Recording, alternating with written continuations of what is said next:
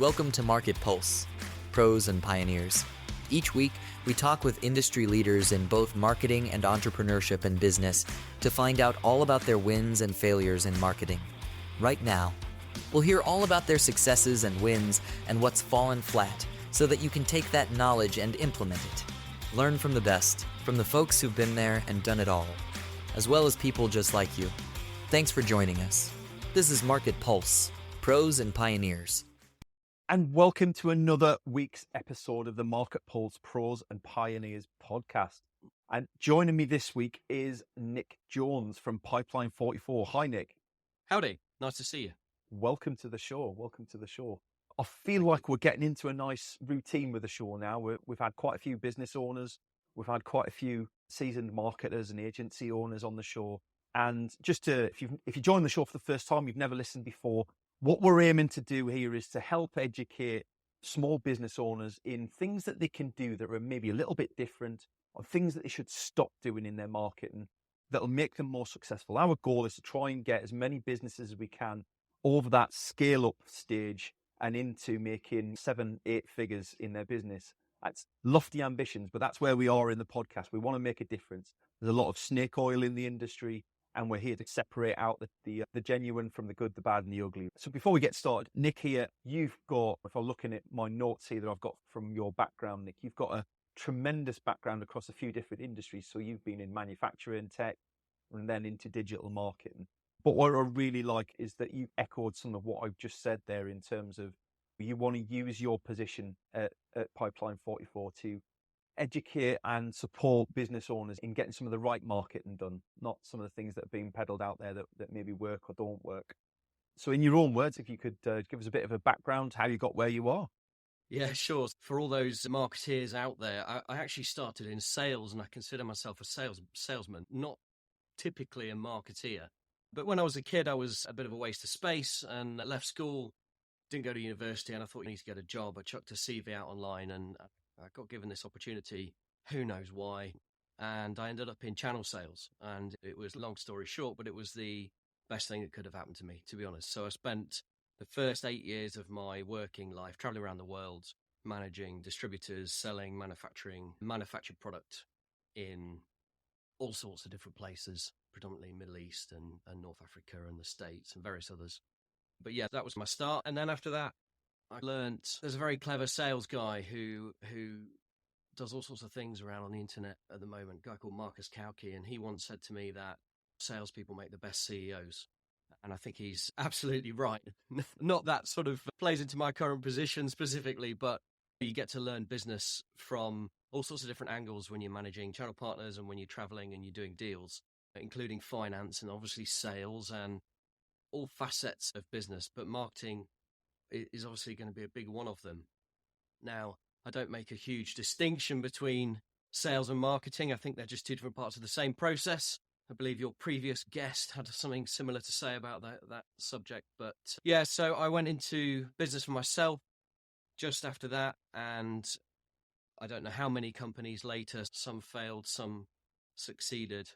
I find myself now back in a position where I'm investing in and supporting businesses that kind of are fun, that float my boat, that are interesting, a great wide range of things. And the one that I came across that I'm taking perhaps a little bit more seriously is this social selling digital marketing space. And it's because I came back to the UK having spent a lot of time abroad a few years ago now. And I wanted to get involved in kind of the startup, small business, the micro business world.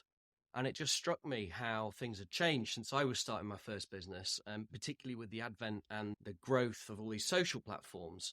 And what really angered me was the plethora of absolute garbage advice that is out there. And it's become a cliche now, but 5-10 years ago, it wasn't being talked about quite so much. And there's so much bad advice out there. And that really angers me, because starting a company and growing a company and selling a company is flipping hard. It's hard enough without being distracted by people who are selling training courses and masterminds and all this other nonsense that gets trolled around the internet. When it's compelling nonsense and people listen because they don't know what else to listen to. And so they spend their hard-earned money trying to start these businesses and trying to grow these businesses on nonsense that just perpetuates the status quo or indeed drives them to failure. And that is criminal, in my opinion. So that's the short version of why we are where we are. And Pipeline 44, we started 4 or 5 years ago with a couple of other people in the industry. One of them, Sam, is LinkedIn, and Chris is a social marketing kind of guy, specialist, guru, whatever you want to call him. And we came together and we said, look, we can do something about this. So we've put a fair amount of money, put a couple of million quid into developing a platform and some tech. But primarily, our mission is to disrupt a marketplace that is otherwise full of shiny pennies and things that aren't really going to help the average day-to-day business person to start, grow, and create something worthwhile. Yep. You know what? I'm sat nodding along to what you were saying there. If I had a penny for every time I get a business owner come to me and says, do you know what, Paul? I've just spent the last 6 months pouring my money into SEO and I've seen nothing from it yet. And two things spring to my mind is, one, has nobody told you that SEO takes longer than 6 months? And two, how much money have you poured into SEO as a small business owner to try and get some results? And it's not to say that you can't do it as a small business, but you've got to be very savvy. You've got to have the right connection. Pay-per-click's another one. Paul, what can I get for £300 a month for pay-per-click? You will get precisely the sum of £300 subtracted from your pocket. That is pretty much what you'll get in most places, even if you try and do it yourself. And that's, yeah, and that's the good end of the spectrum, isn't it? There are plenty of stories of people spending 10, 20, 30,000 pounds on memberships and programs that promise the earth and just deliver nothing. Yeah, putting people into debt. And the most frustrating thing is in not just in this country, but I'm British, right? So I'm going to talk about Britain. I think we've got an awful lot of great people with an awful lot of fantastic ideas. And actually, as a population average, those ideas are pretty good, and we deserve the chance and the opportunity to see them turn into something. And let's be real, not everybody's idea is going to turn into something, but they deserve a chance. And along the way, if it isn't the right time for that idea, or if they're not the right person to execute that idea, that's okay because they'll learn something. But to drag people down in this world of groupthink and noise is, it's a real shame. I love it. We should have met a long time ago, only. I like this. So, the very first question I ask to our guests, and for a marketing agency owner or a marketeer, it's particularly prominent for me, is if you could speak to a small business owner today who's setting out, they maybe got a bit of revenue under their belt, they're starting to get a bit of disposable revenue together, and they're wondering what the next thing they should invest in is, what would be your number one tactic, strategy, tool that you don't see anybody else really using at the moment from experience that works for most businesses, or maybe for a specific industry? Leave that down to you. It's a really difficult question, Paul, to be honest, because there's such a plethora of things that need attention when you're growing a business. If we focus on marketing, I think the vast majority, and when I say the vast majority, I'm referring to the startups and the micros, but I'm also referring to the multi-billion-dollar enterprise organizations around the world. The vast majority of people get this wrong, and that is marketing message. It's very easy to put information in front of people, which is typically what most people occupy their time with when it comes to marketing. They see marketing as something they must do and use that time to communicate information at all costs in every way possible to people that they hope might be interested. And of course, that's riddled with all sorts of problems, primarily that the vast majority of people that you splurt this information towards, number one, won't want whatever it is that you're trying to flog them. And number two, if they do, will not be in the right mindset to be consuming that information and making a decision about buying something. And I think that probably describes 90-something% of audiences. And I think when it comes to growth, whether you're turning over £1,000 a month and you want to make 10, whether you're a £1 million company, you want to make 10 million, whether you're $500 million, you want to make $1 billion. I think the one thing that makes the biggest difference in marketing terms is actually getting your message right. And message is widely misunderstood. I think most people talk about mission when it comes to message, what they're trying to achieve. And therein lies the rub. Most people talk about themselves when it comes to message, and frankly, nobody cares. There's this old horrible, people buy from people they like and blah, blah, blah. It's all garbage. Nobody cares. People buy stuff that's going to solve a problem for them, and that's it. And that might be a problem that they've created. It might be a desire, but whatever it is, it's something that's going to satisfy them in some way. The challenge that we have is that those people usually don't understand the cause of that problem well enough to make informed decisions about the best solutions. So message for me is something that people don't spend near enough time on. It's actually not that complicated, but it requires a little bit of thought and a little bit of work and a lot of testing to get it right.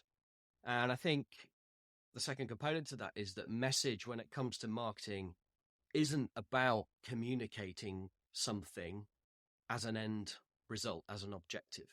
Message needs to be designed to create a mindset shift as it's delivered through various stages of a marketing process. And it's this idea of mindset shift in our audiences that I would probably therefore put at the top of the list of number one thing to do from a marketing perspective for pretty much every organization. We've worked fairly recently, I can't name them, but with some extremely large organizations in the multiple billions. Think huge payment processing organizations, about as far as I can go. And some of our team were looking at their email marketing, for example, and you'll be baffled at quite how basic and not fit for purpose it is. It's just emails arbitrarily scheduled based on whatever software defaults they happen to have to communicate information to people who don't even know what they're talking about and don't want the email in the first place. So this applies across the board. But this idea of mindset shift and therefore understanding the mindset of your audience before you communicate with them, before you have a touch point or whatever you want to call it, understanding what that is, and therefore then figuring out how you're going to shift that existing mindset through however many stages it takes to a point where they can't do anything but buy what you're selling. Yeah. Obviously losing various people on the way, typical funnels and processes. But yeah, that would be absolutely at the top of my list from that point of view. I'm going to be cheeky and add another one, if that's okay. Go for it. Because I think it applies spades to startups and micro businesses. And we live in a boom age when it comes to people trying out, going out on their own. And that is simply to talk to as many people as possible about what it is that you're doing. And that may seem in conflict with what I've just said about message. We live in this post-COVID age where everybody thinks it's a great idea to work from home. And naturally, if we're working for ourselves, we're sat in an office at home, but we sit in the same four walls on our own most of the time, staring at screens, and we don't actually talk to people. I'm not going to go off on some kind of rant about social psychology, but when it comes to business and marketing, I found the vast majority of people who are starting up now communicate far less about what they're doing and talk far less about what they're doing because they become trapped with what they think they should be talking about. They'll post on social platforms and they'll contrive those posts, but very rarely will they actually tell people, this is what I'm doing, this is what I'm up to, and this is why I'm doing it. But I think those two things in combination, that volume of communication with as many people as humanly possible, just to get the noise and the message out there about what you're doing, and time spent on that message, crafting it, and really honing in on the psychology of the audience to understand their mindset, and therefore how are you going to shift that mindset from complete stranger to willing buyer, or desperate buyer is preferable for most of us, right? Yeah, they're my two, if I could be so bold. No, that's really cool, and I appreciate the thought that you clearly put into those, Nick. And I'd agree. On the whole, I'd agree. I think know and trust is something that I do live by. My main business, as anybody who's listening to the show will know, is about video. It's about repurposing video, and it's about telling people stories. And video creates that trust like nothing else does. To your point entirely, you can put out all the video in the world. You can talk till your ears drop off. But if you're not saying the right things, nobody's going to care that they trust you because they either don't know what you're selling or how you can help them. They don't know what the problem is and they don't know how they feel about it until you show them how they feel about it. So I think you're absolutely right. I think know and trust comes at the end point. That's maybe you've got 2 or 3 potential shortlisted vendors who can help with that problem. No one can trust might be the decision breaker in that situation. But to your point, if you've done your messaging right, the other people don't even come into it because you've differentiated yourself in that moment. I'm going to give you a bit of a hard time, Paul. I'm sure that's not what you want me to do, but I think it's important because we talk about know, like, and trust a lot, and I hear it all the time, and it's not invalid, but let's get down to it. If, and I take your point about video, but I think what video does is make what you're saying seem genuine. It's coming from a real person. It's not some contrived text. Authentic. That anybody could have written, including AI. So it gives you authenticity. The whole likability point, I take it. They have to not dislike you because they'll make emotional decisions if they dislike you. But I'm not sure they have to actually like you.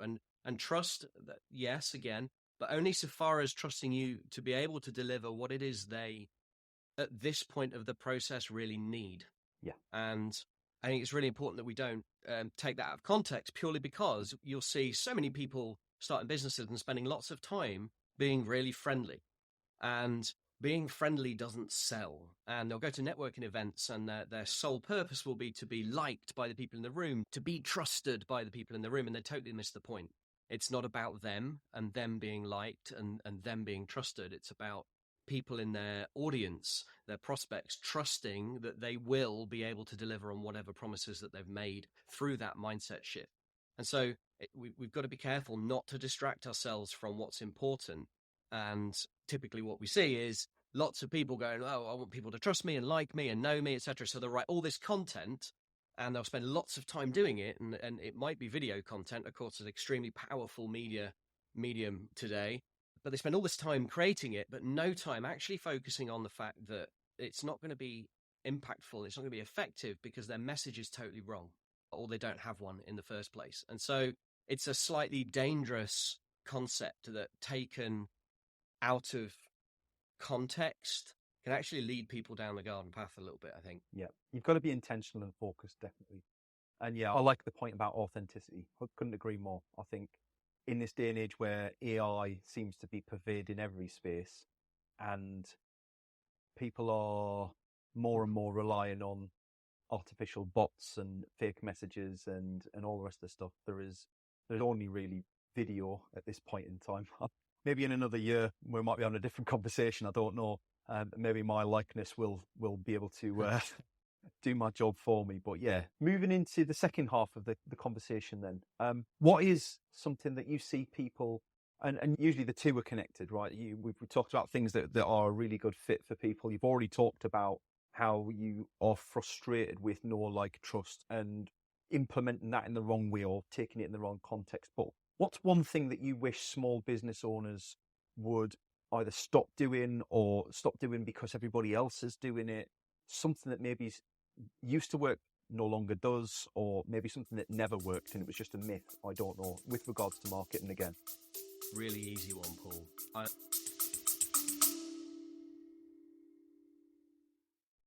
Hi, and thanks for joining us for the show. I'm Paul, founder here at Javelin Content Management. We specialize in getting ideas out of your head, down into video, and out to your social media through repurposing and efficient content strategies. If you want to find out how you can convert your ideal audience into paying customers, reach out to us, javelincontent.com, and I hope you enjoy the rest of the episode. Would love it. In fact, no, I would compel people in business, all sizes of business, but particularly in startups and micros, to stop doing things that aren't working. And that's a pretty blanket phrase, right? But it's very typical that people get caught into patterns, and those patterns are established by whatever they've consumed before they started taking action in marketing, say, for the purpose of this conversation. And as an example, you'll see people relentlessly prospecting and posting and engaging on platforms like LinkedIn and on wherever they can do it. And they'll spend hours and hours a day doing it.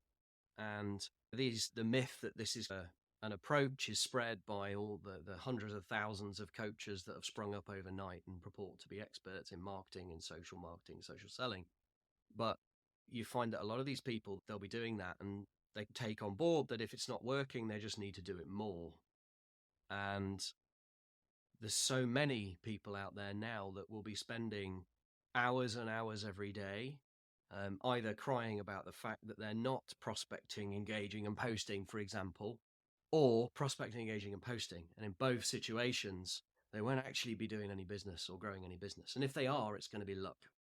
So that's just one example, right? But I think it's very easy to get caught into habitual behavior when we're working on businesses every day. There are only so many hours in the day, and by the time we've sat down and gone through the things we normally do, it leaves very little time to actually decide how we're going to move forwards. And I'm sure you've had it, Paul, plenty of times, people coming to you and they're in the same place that they were 3 months ago or 6 months or a year or 2 or 5 years ago, and they haven't really grown. It's not a new story. The reason for that is primarily because they haven't done the things that they need to do to make a change. Yep. And number one at the top of that list is to stop doing all the things that aren't working. Now, obviously, that requires some sort of metric. And this is the bit that people don't like and when they'll switch off, but some sort of metric by which to measure working.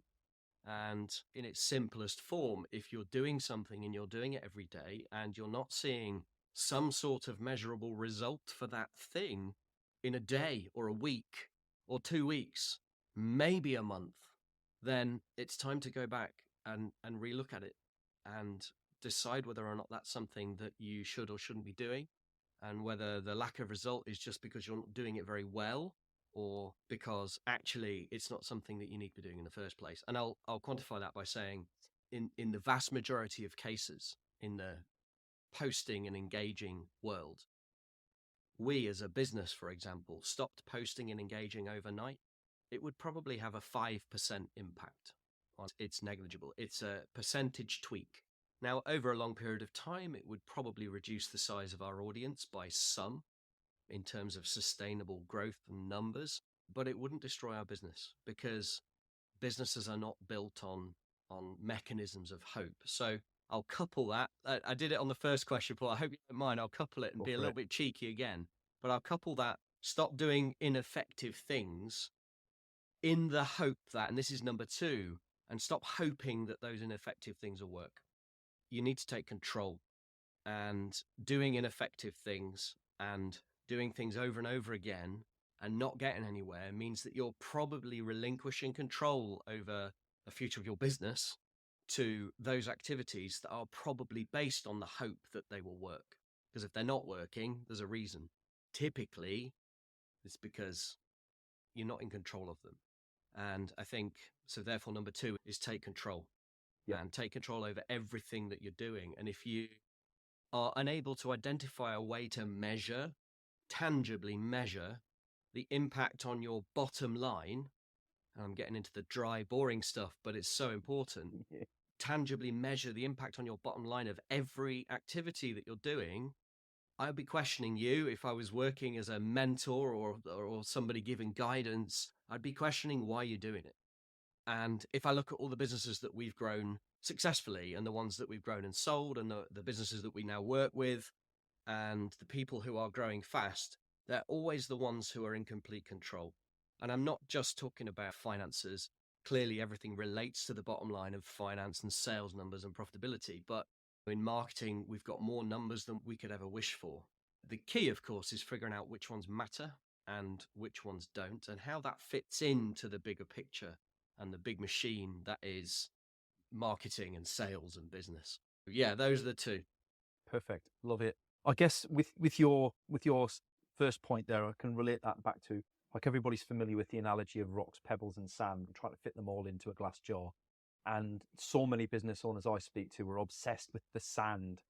The sand seems to be all that matters to them. Sand doesn't move your business along. Pebbles, sometimes we get the pebbles done. We might accomplish a couple of pebbles being broken down on a daily basis. But the rocks just seem to languish, and it's because we don't want to do them. We see the big, hard tasks there. We assume we don't have the skill set. We don't have the money to pay someone to do it for us. We don't really want to have take the time to learn to do it, so we don't do them. And then as a result, we don't move forward as a business. And the first thing I advise anyone is just break a rock every single day. Put them on your jobs list. Get them done. Get it done first thing. Eat that frog. There's another analogy. Get them out of the way and done with. because by doing that, you're moving yourself one step ahead of the competition, because the competition won't bother doing them. The competition will be sitting back like you are, playing with sand. It's very much about getting those uncomfortable things done. And the more uncomfortable things you get done, the more likely you are to differentiate yourself and achieve some form of success, wherever that looks like. So I can definitely gel with a lot of what you've said there, Nick. I think to come back to the second part a little bit more, I think that part can be quite hard. And that's where I tell a lot of people is sometimes you need an outside perspective. When you think of a novelist doesn't write their own blurb on their dust jacket cover, they get somebody to come in, read through the book and then summarize it in 3 paragraphs, because with the best will in the world, you don't know what the micro details are, because you're so lost in the weeds of whatever you're doing. Same with messaging sometimes as well. When we look back to what you said in that first part, sometimes it's very hard to succinctly talk about our own business. And I know it's something I had to get external support with, in terms of how I talk about what we do in a way that people resonate with, on how create an emotional connection to. Oh, I understand what problem they solve. My biggest pet here is when I look on LinkedIn and somebody's headline starts with "I help." I'm gone. Switched off. I'm done. Everybody helps someone. That's the whole point. I help. You just wasted 2 words of 5 that are really important to you. Stop trying to tell people that you help them, and just tell them how you help them. But there's lots more to it than just that. Obviously, that's an example. But and to that example, that's an interesting example, Paul, because 10 years ago, when the platform was much less mature and much less saturated, people were using those kind of headlines, and actually they were probably working because it was novel and people were receptive to communication from people on LinkedIn, because it's all exciting and organic and growing from, it was the new business platform. But now, of course, it's much more saturated. And this, again, leans into some of the points that we've already talked about in terms of psychology and the mindset of our audiences. If you write things like "I help" or "helping" in the front of your professional headline, somebody who's receiving a message is going to know instantly that you're going to sell to them. And it's the best way of putting people off. And I think we need to spend more time in the minds of, it's an age-old cliche. We've been talking about it in marketing for long before I was born. But it's so important that we focus on and get to understand the psychology and the mindset of our audiences, so that we can actually engage with them in a way that's perhaps just going to get a few more interested than, like you say, the other people who are doing the same thing and just splurting information all over the place. Or alternatively, it's going to put people off, because that's the other thing that people are afraid to do, put people off. And you mentioned it earlier on. Stop having so many bad fit people in your pipeline. If you can explain why you shouldn't work with someone, then you should explain why you wouldn't work with them and put them onto somebody who they would work with. Because otherwise you're just wasting your time and their time on a bad fit that they will eventually churn anyway. So would you rather have that experience of them being a bad fit customer and walking away from you and having a negative opinion, or put them off in the first place in the hopes that they'll become a champion or a fan and refer other people to you? And that's something I'm super conscious of with when I talk to people about, especially video, right? The best way to tell people how you don't work with people, because you don't come across aggressive like you can in text. When you say we don't work with these sorts of people, you can show that genuinely I don't work with, for me, for example, it's people who want leads within 30 days from their video. It doesn't really work like that. You've got to get a certain amount of video out there to help them understand, and you've got to go through the process. It takes 2, 3, 4 months onwards to start building that consistent revenue. Don't come to me if you want results today. And I say that all the time. Like when I first started working in that space, a year ago, I get people coming in all the time. I had to really hard qualify people because they hadn't listened to everything I had to say about how we work with people. They hadn't consumed enough information. The information probably wasn't out there in a way they understood it. My messaging was poor. And so as a result, they were coming knocking on the door in the hopes I could solve their problems, and I couldn't. So yeah, look, Nick, I've really enjoyed the conversation that we've had today. I think there's probably a part 2 to be had somewhere down the line in a few months. So you're welcome back on the show at some point in the future. And if people want to reach out to you, Nick, what's the best way to contact you in Pipeline 44? The best way to contact me is probably on LinkedIn, and ping a message into my inbox and say hello. And as long as it doesn't start with some kind of cheesy I help businesses line, it might get read. No, it'll get read. I'm fairly active on there and the team back me up. So that's the best way to reach me. Pipeline 44 is an interesting one when it comes to what we're doing. The brands that we're focusing on building, the social selling secrets and social selling suite brands, are pretty much out there. They're all over the place. So again, hop on the platform, click the links, tap social selling secrets in the bar, and you'll find out a bit more about that. Fantastic. But yeah, I really appreciate it. Thanks for having me on. No problem. Thanks for joining us for this week's episode, and I will see you again next Wednesday. Thanks for joining us for today's show. Hope you enjoyed it. If you would like to feature on a future show, or you've got some ideas for folks who would make a great guest, please drop us a line. The contact details are in the show notes. We'd love to hear from you. Your host today was Paul Banks, founder at Javelin Content Management. Javelin specializes in helping busy business owners just like you to repurpose video content, taking all the stress and tech problems away, and turning your long-form video into literally hundreds of pieces of content without breaking the bank. If you want to launch your personal brand, become the vendor of choice for your audience, or maximize your sales revenue impact, we'd love to hear from you. Join us next week for the next episode, and don't forget to give us a subscribe and a review. Our podcast is only possible with your support.